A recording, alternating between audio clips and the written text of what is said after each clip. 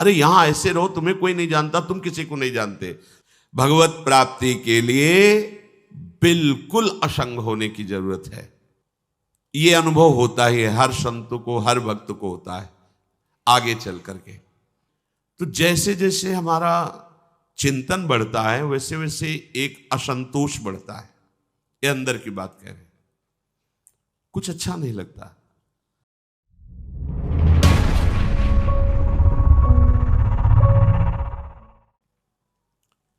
प्राय लोगों के भीतर ये बात बैठ गई है कि हम तो गृहस्थ हैं, हम तो संसारी हैं, तो ये जन्म मरण तुम्हारे इस भाव से रुकेगा नहीं। गृहस्थ और संसारी हो तो तुम्हें भोगों का लाइसेंस थोड़ी मिल गया है कि तुम स्वतंत्र हो, जितना भोग चाहो भोग सकते हो, ऐसा नहीं। भोगों को संयम से, भगवत भाव से, भगवत उपासना का भाव रखकर स्वीकार करो। तुम्हारा लक्ष्य अंशी हरि को प्राप्त करना है। निरंतर प्रभु की प्राप्ति की चाह से तड़पो। ये हम गृहस्थ हैं, हम संसारी, हमारा एक कर्तव्य, तुम्हारा एक ही कर्तव्य है कि सब कर्तव्यों का पालन करते हुए भगवद स्मरण परायण रहो। मामनुस्मर युद्ध च। यदि हम ऐसा नहीं करेंगे तो भगवान कह रहे बार बार जन्म मरण को प्राप्त होते रहेंगे। न जाने कितनी माताएं बदली, न जाने कितनी बदलनी पड़ेंगी। यार कहां विश्राम है, कहां चैन से हम रह सकते हैं। किसी की भी निंदा मत करो, क्या चला जाएगा तुम्हारा। अरे जिसको जैसे भगवान चला रहे, तुम अपने को सुधारो। तेरे भावे जो करे भलो बुरो संसार। इतना बढ़िया अवसर मिला धाम वास में, तुम एक दूसरे की, अरे यहां ऐसे रहो, तुम्हें कोई नहीं जानता, तुम किसी को नहीं जानते।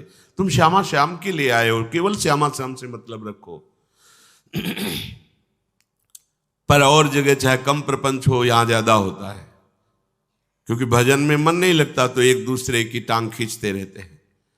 अरे आकाश है, खूब अपनी अपनी पतंग उड़ाओ, दूसरे की काटने की जरूरत क्या है। पर ये बड़ा विचित्र खेल बुद्धि का है कि वो निंदा और स्तुति में, इसी में फंस करके अपने जीवन को व्यतीत कर देते हैं। भगवत प्राप्ति के लिए बिल्कुल असंग होने की जरूरत है।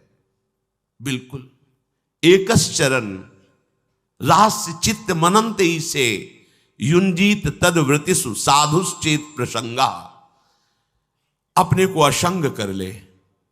संग करे तो भगवत प्रेमी महात्माओं के बीच में ये बाढ़ है, माया रूपी बकरी चर नहीं पाएगी।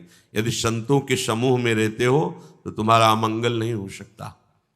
अकेले में कभी मन हो सकता है कहीं हमें दुर्वासना में फंसा दे, प्रपंच में फंसा दे, लेकिन साधु संग में है, एक दूसरे पर नजर है और एक भय भी है और एक समूह में शक्ति भी होती है, भागवतिक शक्ति। एक अकेला भजन करे, 100 लोग भजन करे तो उसका एक समूह का जो पावर होता है वो उनमें 2-4 अगर भजन में मन नहीं लग रहा तो भी लगने लगेगा। वो पावर भजन करवा देता, वो परमाणु भजन करा देते। कलो संघो शक्ति। अगर संग मिलकर नाम कीर्तन किया जाए, भजन किया जाए तो बहुत जल्दी मन प्रभु में लग जाए।